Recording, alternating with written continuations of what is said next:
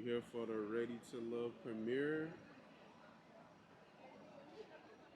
at the Amour Cinema.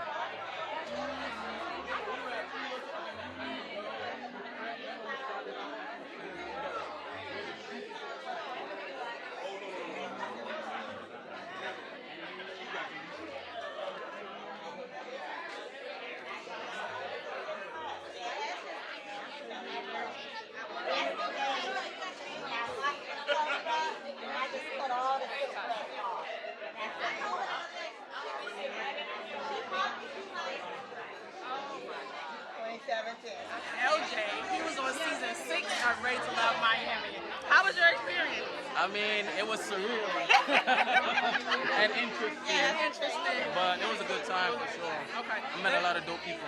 That's what's up. So tell me, what is one characteristic you look for in a woman? I like an ambitious woman.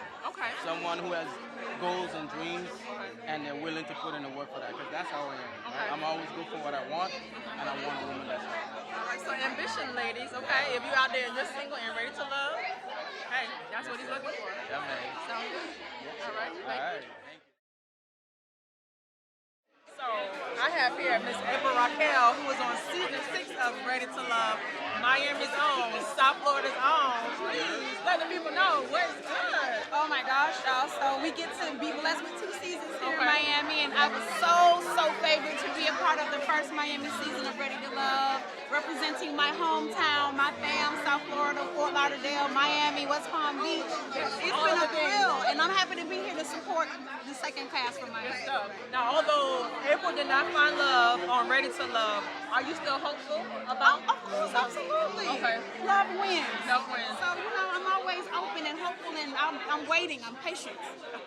That's what's up. It's all about waiting patiently. It's how you wait that counts. It's that part. How you wait. That part. In addition to that, what did you learn about yourself doing? Oh my goodness. You know what? I learned that my values are my values, and what I deserve and want and what I'm worth are all those things. Okay. And unless that can be honored and matched the way I need, it's not really worth settling. So it was good for me to just kind of, stick to my guns and be me and attract and wait to manifest that is for me. Yes. Indeed. That's a great lesson to learn. Okay, so we're not compromising on what we believe in. And our values. Indeed. In 2023, and we're also doing it in style, because I'm a stylist. Right? So Because I listen, I'm living for the glitter. I'm living for the hats. Good stuff. So tell me, when you stepped out tonight, what did you say? What was the idea of this? Because this is a one piece right here. The people need to know. Yeah, we were doing cat suit. We're doing cat vibes. suit. Well, first of all, we don't get sweater weather often here in South Florida because it's the beautiful warm tropics. And any reason for me to pull out a pair of nice thigh highs, I figured I'm gonna go ahead on. Come on, give it to us. Come on, all the way. All right, 360. Okay. I know we like to suck the Yes, we do. But this is April Raquel. We are ready to love, and stay tuned. Your social media? By all means, please follow me at The Real April Raquel Music. Yes. Yes, ma'am. All right, y'all. Hey, y'all. So it's Nikki Says You Only Live Once with the gorgeous LaShannon. And we are at the season premiere, season 7 for guess what? Ready to Love Miami.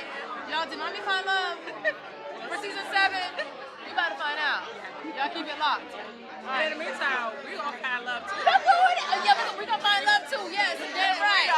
Yeah, we're going to find love, girl. Yeah. Oh my God.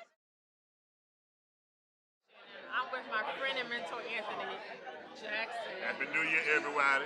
Yeah, so he invited me to the premiere tonight, so I'm happy to be here. The agency is who you need to contact for all your PR needs, right? Thank you very much. And we look forward to hearing from you. Yes.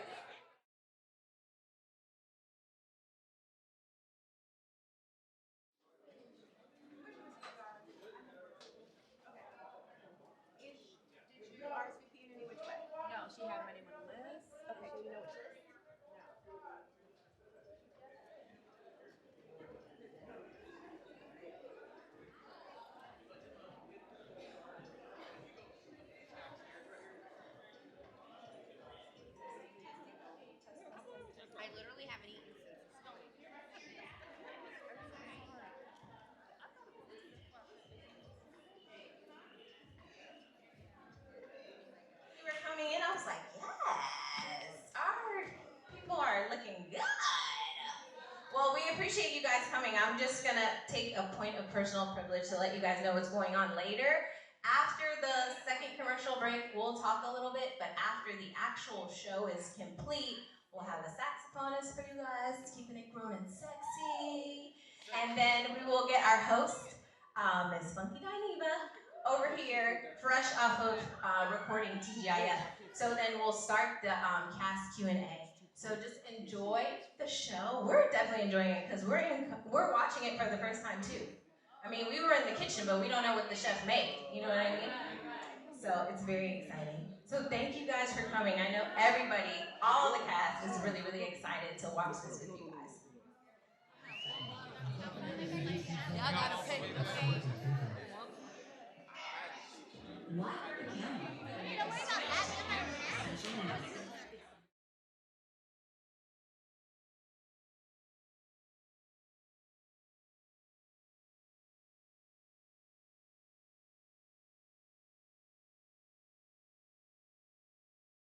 Differently on the show than you did before when you approached dating? You know, like before you had certain things that you checked out, certain things that you did, how you approached it. How did you approach this process differently from what you did before? Very good question. Thank you. I can answer that. Coming into this process, I just got rid of my checklist. You know, I was open-minded. I was like, you know what? I'm going to let the guys show me that they deserve me. That's what I did. Good. Thank you for coming. Anybody else want to answer that? That's what I did. Basically, just honestly being open to people that, you know, I initially wouldn't look at, give a second look to. And, well, not saying that, but like, never mind. No, but normally, like, if I saw certain people, they probably say the same thing about me. Like, in real life, would we actually approach them? Maybe not. But that's what we were here for, to look for something different. Because maybe what we were looking for originally outside of this show wasn't working. So I was open to just experimenting with people that I normally wouldn't talk to, basically. Good for you.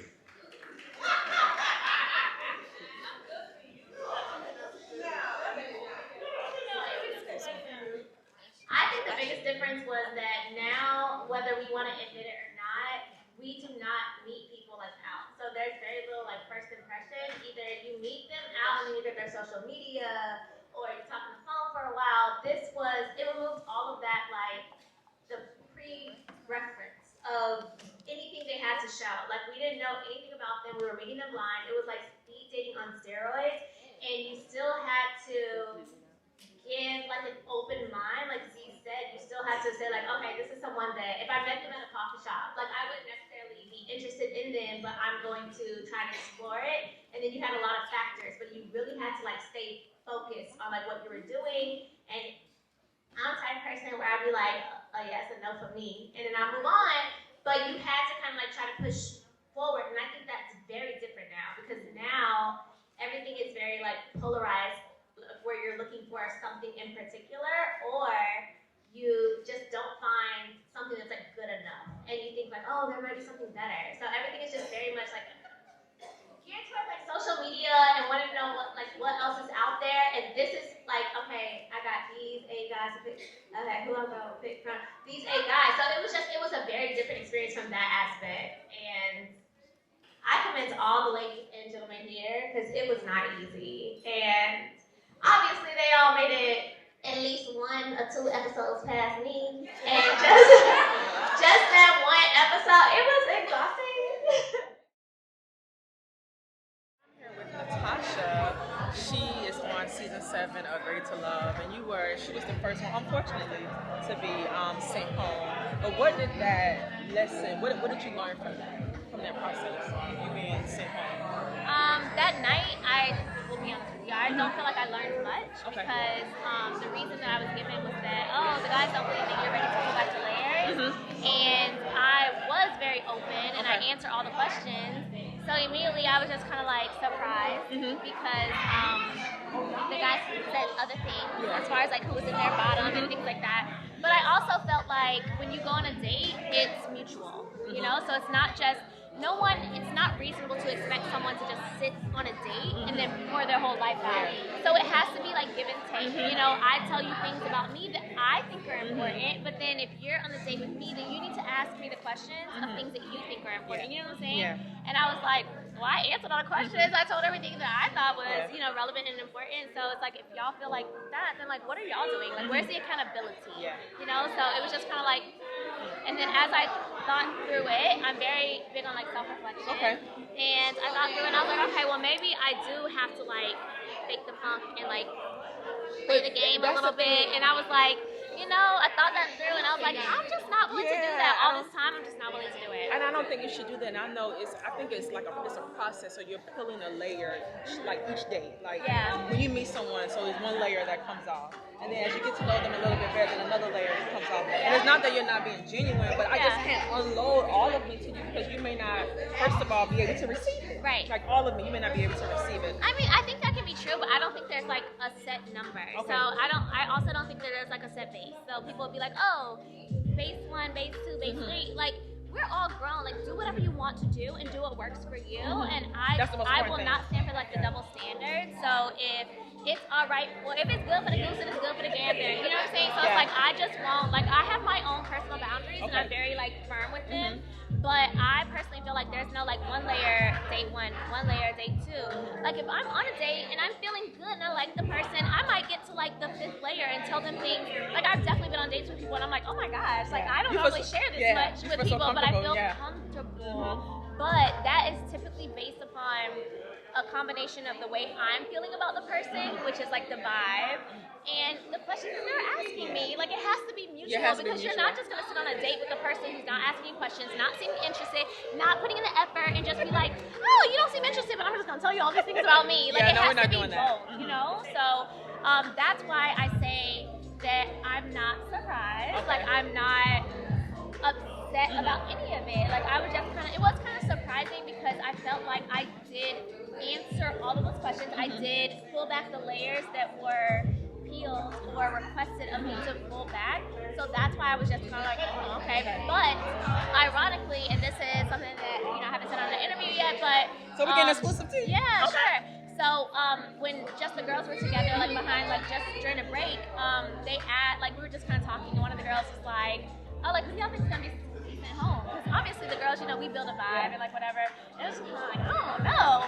And then ironically, one of the girls said, Natasha, like, how do you feel like if you get sent home? And I was like, I'm a firm believer in like you can't F up what's meant for you, and everything happens for a reason. So I just really feel like I don't think I'm gonna go home. I feel like I've made enough connections, but it is what it is. It is what it is. This part is my favorite part. My own fashion report is where I show you all of the fly fashion that's at the event. And I am here with Chanel. Okay, so I saw Chanel and I was like, hold up, this is a whole look. I was like, I need to interview her. So tell me about your style. Why this look for tonight? Always like to be different, and I don't like to look like anyone else, so I try to piece things together so it makes me look different. Okay, so you definitely don't look like anybody else here tonight. And you look different, but I love it because a lot of times people don't think like plus size women that we could like, dress up with these things. And I was like, oh, she is snatched and all of this. I like it very much. I appreciate it. There we go. I'm here with, what's your name? Pat Surtain. Pat Surtain. Yeah. Okay. I wasn't expecting that. NFL player.